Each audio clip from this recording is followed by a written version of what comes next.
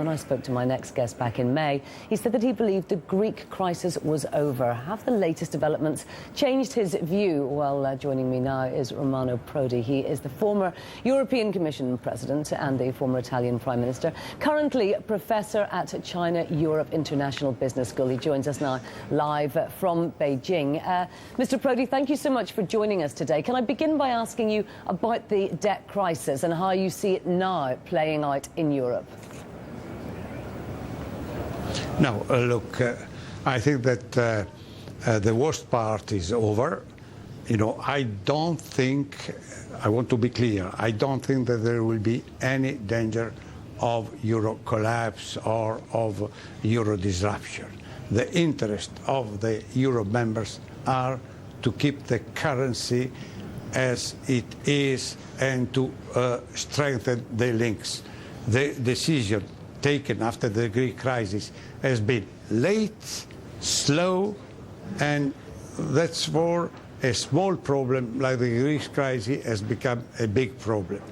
But in the end, a decision has been taken, and now, with all the limits of a difficult and bureaucratic environment, a new instrument is in the hands of the European authority to drive the euro in safe harbor. But what I have to add more, you know, sorry. So what will the end game be for Greece? Will it remain in the Eurozone? Do you see it defaults, or do you see it having to restructure? No, Greece is clear, you know, they adopted a very, very, very severe plan of action. Will not be for 1 year, will be biting at least till 2012, 2013. But they are already bounded to it, and they have no alternative. It's not interest of Greece to get out of the euro, and is not will of the Greek politician to try to get out of it.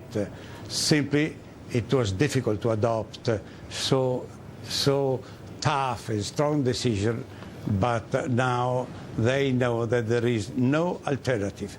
On the European side, we must show more solidarity and more quick action than we did till now. What did you think of the European Central Bank's decision to buy bonds? Look, is another step in the direction of building a real economic policy coherent with the existence of the euro. And other decisions in this direction will be taken in the future. There is no, you know, in this situation, either there is interest of some country to get out, and there is not, starting from Germany, because such a surplus that Germany has accumulated after the euro will never be possible in case of disruption.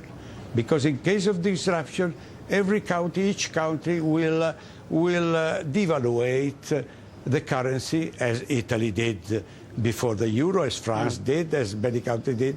And so nobody now wants to go back in the old messy situation. But how do you make that work? Is it the case that Europe will end up having to have a common policy, a common fiscal policy of setting taxes as well as a euro, as well as a monetary policy?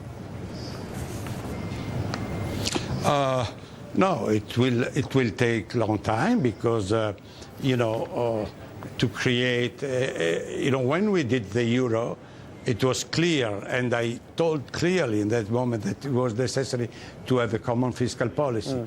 But the overstretching to build the euro had put the political difficulties to do it. And now this is done because of the crisis, but is much more clear to the European politicians now at last is clear that there is no alternative than to do it. It will take a long time. It will take a long time because this is the last step to arrive, let's say, to overcome the national boundaries. But it will be taken. Mr. Prodi, thank you very much indeed for joining us.